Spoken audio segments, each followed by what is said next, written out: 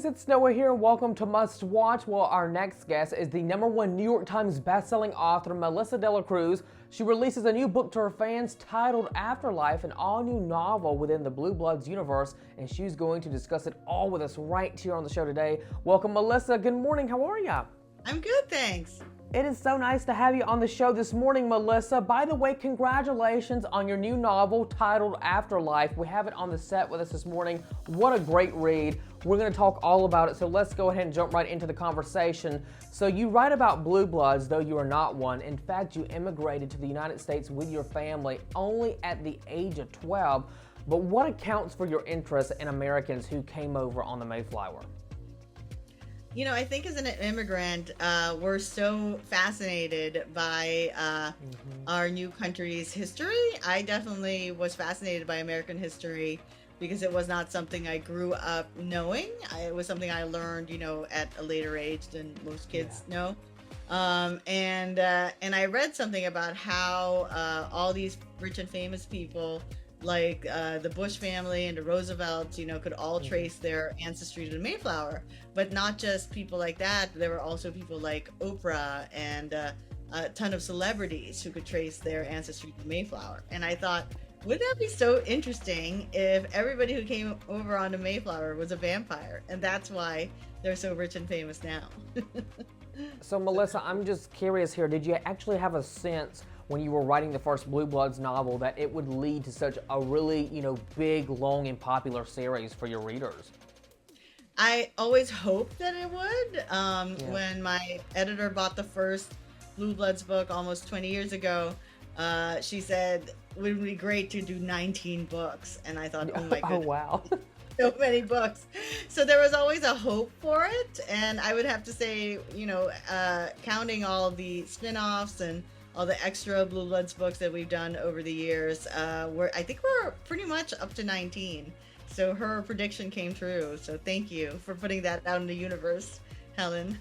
Now, Melissa, some of your readers might not know that you actually spent a good part of your young adult life in New York City, the Big Apple, going to clubs and the Hamptons. Was that research helpful in developing a character in your book?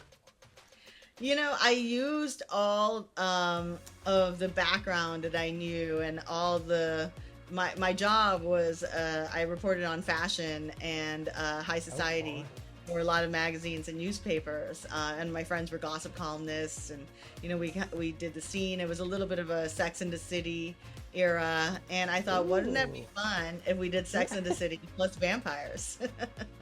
The one thing that amazes me about how you write for your audience is you seem to really understand the mindset of young teens, which is really important for an author. But first with the Descendants and then the Blue Bloods series. But why do you think you understand them so well? I think I never really grew up. I think that, in my mind, I'm still 14, and I remember what it was like to be a teenager so vividly and so clearly. And I definitely relate to them, and I sympathize with them. I side with them, when I hear about, kind of like teenagers versus administration or teachers stories. I'm always like, feeling, as a part of the teenager. And I think you need to have that if you're going to write for that age group. I think you're going to have a mind that's, a little bit, sensitive and a little bit dramatic. I'm sure it's a little hard to live with me sometimes because now we do have a real teenager. My daughter is 15, and there can only be one teenager in the house, so I've had to grow up a little. Melissa, lastly, I want to ask you, what is it about writing for a young audience that really appeals to you? Because, you said that you have that young teen, spirit living inside you. I think it's so fun to write for young people because they're just discovering the world. So everything is a first, your first kiss, your first love, your first heartbreak, your first disappointment, with the adult world where you realize, life is unfair, possibly, but then also that you're filled with all this possibility, like you haven't really made your mark yet. And so the whole world is open to you. And I think that is really a really fun phase of life to write about because it's all about hope and idealism and possibility. And And I always joke that, the cool guy on the motorcycle at 16 is, just the love of your life, but at 32, he's kind of a loser.